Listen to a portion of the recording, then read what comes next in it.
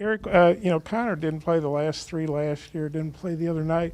What made you decide to start him, and just what did you think of how he played? Thought Connor was awesome. Didn't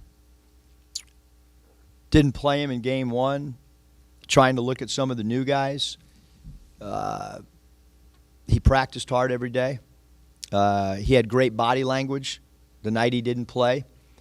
He's all about the team. He's in the rotation now. There's going to be some nights defensively where we got to figure some stuff out, but we were a really good team, and I told the staff after our last game, I made the decision in the locker room, had some buddies back there like Phil Nevin, and just said, hey, we're starting Connor. I don't know who's out of the lineup. I just know I'm starting him the next game. It's unfair not to give him an opportunity. So I think it was quite obvious when you watch the first 30 minutes, you watch the last 10 minutes, where our rotation is going to end up. Really disappointed how we played the last 8 minutes of the game.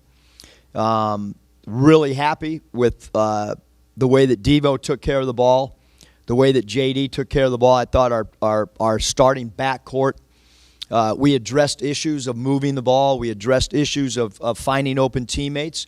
We had 137 passes at halftime, which was not that far off where we were for an entire game. I think, we're rebounding the ball better, which was an area that we had discussed with you guys.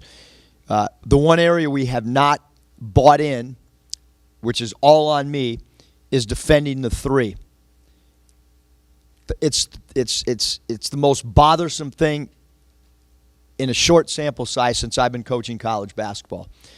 And we're doing the same drills we did with the team that led the nation.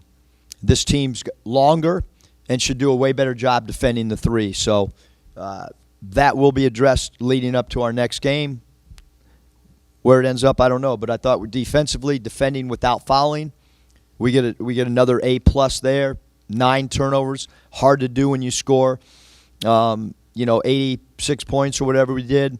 23 assists to 9 turnovers. We addressed the assists. Guys played the right way. Jalen Williams is probably not a 4 or 5 man in all of college basketball that has 10 assists through 2 games. He's been absolutely incredible playing through him. And he had 8 rebounds as well. And Devo a career high or tied a career high in assists. A lot of really, really positive things. And like I said, I just called my wife waiting to come in here. And even she knows what the rotation should be moving forward. So that's a relief for all of us, knowing that we have somewhat of an order of how we're going to proceed going into Wednesday. You got Connor involved, or he got himself, the team got him involved pretty early. How good was that to see? It was good. Connor, like the guys really like Bob playing with Connor. They enjoy playing with him. And I think the greatest compliment that a player can have is when his teammates really like playing with you. And we got 2 bigs that our team and last year's team really likes playing with Connor and Jalen. Because why? Because they're ball movers. And they're really smart. And they understand spacing. And they don't take bad shots. And they defend. And Jalen takes charges. And Connor blocks shots. Having said that, we need Connor to be as consistent as he possibly can. Because, last year he had some really great games and then some tough matchup stuff. So we want to keep working with Connor because I feel like we're going to need him this year. You talked about the assists. The three-point shooting was as good as it's been for you guys, and multiple guys got them. How much of that was the ball moving, or was it just 2 things kind of both working opposite of each other? Probably Kevin, both. Probably. I thought our spacing was better. We addressed trying to run harder. Every team says that they want a fast break, but it's really hard. Like it's hard to score 86 points. Like you got to run. I thought Trey Wade put pressure rim running. His plus minus, throw it out the window because he was like plus 16 until we subbed late in the game. So I thought he did a really good job of just running the floor and playing hard. So, like I said, Kevin, a lot of good things, but certainly the three-point shooting when your feet are set, the ball moves, I think you get better shots. And JD only took 7 threes. I thought they were so efficient, 4 of 7 from 3. And then obviously, Devo going 2 for 3 as well. I was really, like, let's face it, like Devo and JD are, they're going from the passenger's seat in the car to the driver's seat. It's different, man. It's different. So there's a little bit of a, you're gonna adjust a little bit. And I thought that those 2 guys tonight in particular made great strides. Follow-up question. No one's talked much about this, but y'all's transition defense has been really good early in the season, including exhibition, kind of spotty in the first couple of years. Talk about this team in terms of transition defense and how you're locking that up.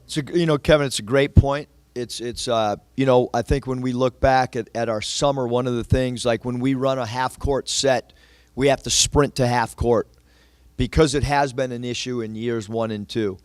We're not falling down as much on dribble drives like we did in years 1 and 2. I mean, I've never saw a lot of guys fall on the ground, and when you don't fall on the ground, you got a better chance of getting back in transition defense. So, but yeah, I think that all teams, what you emphasize is what you become. The thing that's just maddening to me is his 3-point shooting.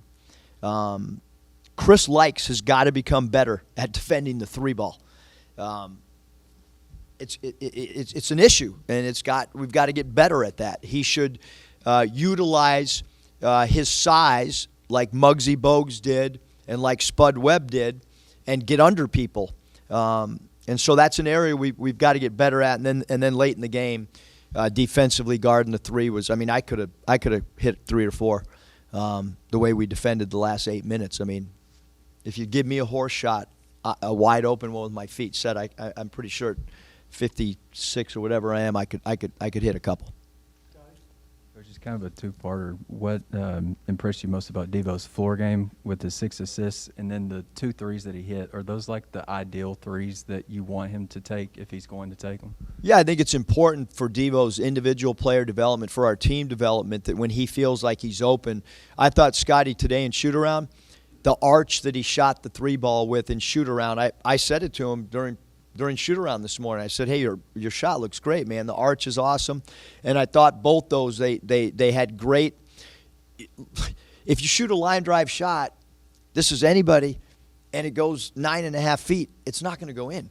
And so for all shooters, you've got to have great arch on the ball to give it a chance to go in. And I thought he had great arch. I thought he stepped up there and shot him with confidence. Back to the preseason, you started Stanley now at the 5, the 4, and now the 3. Is that the type of versatility you envisioned with him? And then how close is he to becoming the player you expected him to be? Yeah, I think, Curtis, that like we're evolving, you know what I mean? Like we're searching. If we had 7 NBA exhibition games, I'd probably know what our team is. But college basketball does not have that rule in place. Why? I have no idea why we can't scrimmage more. So we're trying to figure this thing out on the fly, to be honest. And Stan's going to probably play more 3. So why would you say that? Well, because Connor's going to play more. And so when Connor plays more, that's going to slide guys down. That means Jay Will goes a little bit from the 5 to the 4. Now, obviously, we'll play Jay Will at the 5 a lot as well. And when we want to play small ball and maybe Jay Will's not in or Connor's not in, I feel really comfortable with Stanley playing the 5 spot as well. So, yeah, his versatility is really, really crucial. And then maybe DC plays a little 2 now as well. So those are some of the things I've got to go back and tinker with as well. Maybe we throw a little bit bigger lineup out there than we've seen in the past as well. Well, you already asked about Stanley, so I think I'm pretty well taken care of. Eric, with those assist numbers tonight through 4 total games, is the chemistry with the new guys and the returners where you expected it to be through 4 games so far? Yeah, we're really 2 games, you know what I mean? Because they're exhibitions for you to experiment. And look, the last 8 minutes, I was experimenting, trying to give sample sizes for guys, figure out who could follow a game plan, who couldn't. So it's good. It's people ask why. You got tape here. Watch. Eric, did you feel Note played maybe more under control, better shot selection tonight? I think JD's really good. And I went back and watched that tape. I'm not so sure that our team didn't put JD in a lot of those situations where he was shooting because nobody was cutting hard. Nobody was moving hard. And he was the one guy that was going and breaking people down and not turning the ball over. So is this the way we want to play tonight? I thought he was like, that's as efficient as you can play. And I told him he's out there shooting right now while we're back here. How many guys play the minutes he has in 2 games? They're out there working on their game after the game. They're not out of the locker room doing whatever. He's working on his game right now. But I'll take a little bit of the blame because we were stagnant and needed something to happen, and he took some shots, a lot of shots, but nobody else was stepping up either, and so I'll take a little bit of the hit. I know a lot of people talk about JD shot selection. Certainly we wanted to improve, but I'm also the guy that left him out there, and somehow the ball found to be in his hands, so I'll take a little of that. Somebody else got to cut hard and move hard. Adesi was moving hard, and that's why he scored 17 points. If the other guys would have moved like Adesi, JD probably wouldn't have taken that many shots, And then Devo had a real early turnover, like 20 seconds in. But then, he started getting involved offensively, hit the shots, moved the ball. Just how good was it to see Devo get more, kind of be like his old self, I guess. If we're going to be good, we need Devo to be good. Plain and simple. If Devo doesn't have a good season, Arkansas Razorbacks aren't going to have a good season.